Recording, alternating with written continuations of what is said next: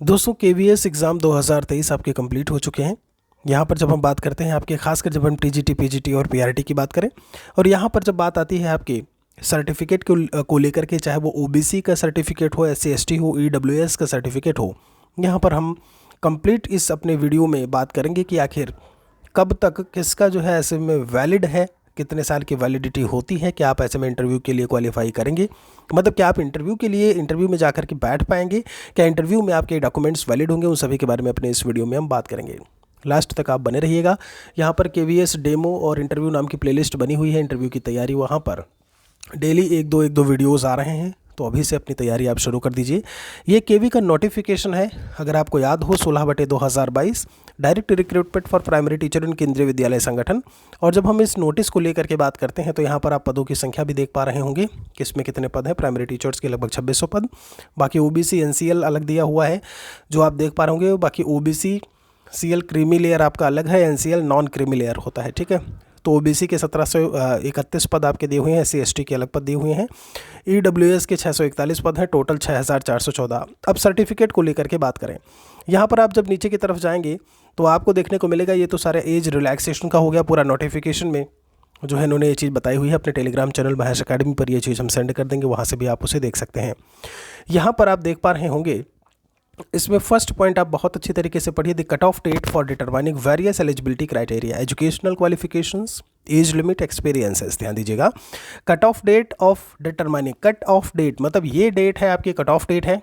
इसके बाद यानी वो डेट क्या है, विल बी 26/12/2022। आप बहुत अच्छे से देख पा रहे होंगे, 26/12/2022। बाद में क्या हुआ था, 5 से आपका 26 तक फॉर्म भरा गया था, फिर डेट एक्सटेंड भी हुई थी। लेकिन यहाँ पर जो आपके डॉक्यूमेंट्स की डेट है, मतलब जो ओबीसी का सर्टिफिकेट है, ईडब्ल्यूएस, एससी एसटी, कुछ भी आपका कोई भी सर्टिफिकेट हो, यहाँ पर सेंट्रल गवर्नमेंट का सर्टिफिकेट आपका लगना है, एनसीएल का, ठीक है।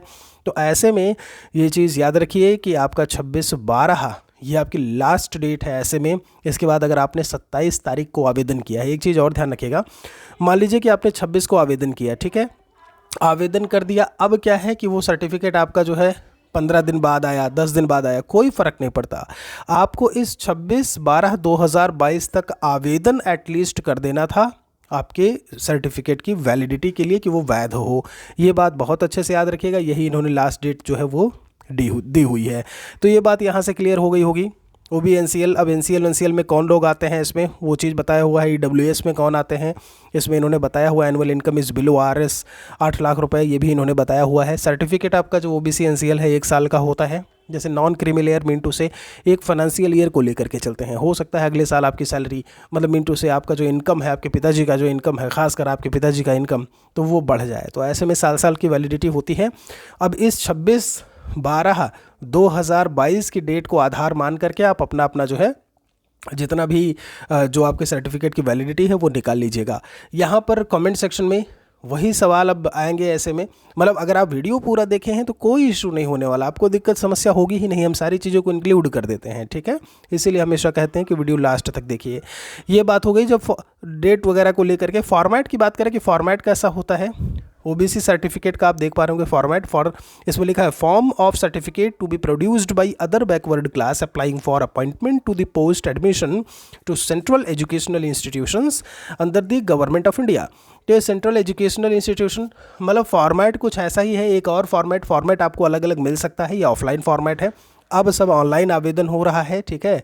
जो भी आपका नियरेस्ट आपके छोटे छोटे जो साइबर कैफ़े हैं, और जहाँ जब हम जन सेवा केंद्र की बात करते हैं वहाँ आप जाओगे, आराम से वो ऑनलाइन आवेदन आपका जो है वो कर देते थे, ठीक है। लेकिन अभी ऐसे में कोई फ़ायदा मुझे नहीं लगता कि है। लेकिन फिर भी आप ऐसे में जो भी अगर नहीं बनवाए थे या उसके बाद में जिन्होंने आवेदन किया था, वो बिल्कुल से हौसला हिम्मत मत हारिएगा, लगे रहिएगा, इंटरव्यू की तैयारी में लगे रहिए। आगे जो भी होगा वो तो बात का देखा जाएगा, लेकिन कम से कम आप अपने आप को प्रिपेयर करके रखिए। तो ये फॉर्मेट हो गया जो मैंने आपको दिखाया। एक स्टूडेंट का मैं यहाँ पर आपको सर्टिफिकेट दिखा रहा हूँ, उत्तर प्रदेश शासन, और आप यहाँ पर डेट देख पा रहे होंगे 23/12/2022 को यहाँ पर सर्टिफिकेट बन करके आ गया। मतलब मैं पहले से ही वीडियोस में जैसे बोलते हैं ना, गला फाड़ के बोलना कि भाई सर्टिफिकेट बनवा लो, है ना।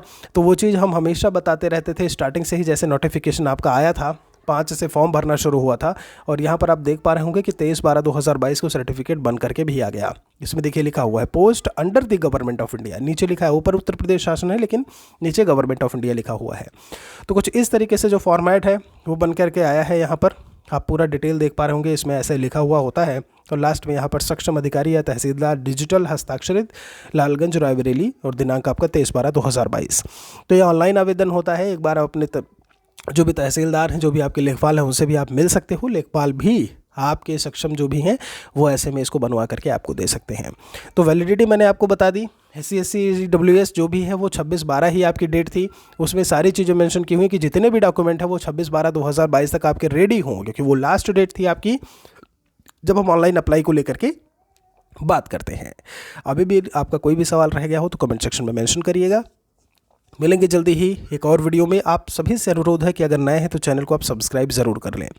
आगे आपकी UP TET vacancy, DSSS vacancy आने वाली है, उन सभी की क्लासेस आपको यहाँ पर देखने को मिलेंगी। टेलीग्राम चैनल महेश अकेडमी है, जुड़े रहेंगे तो PDF फाइल्स आपको मिलती रहेंगी। जय हिंद, जय भारत, वंदे मातरम।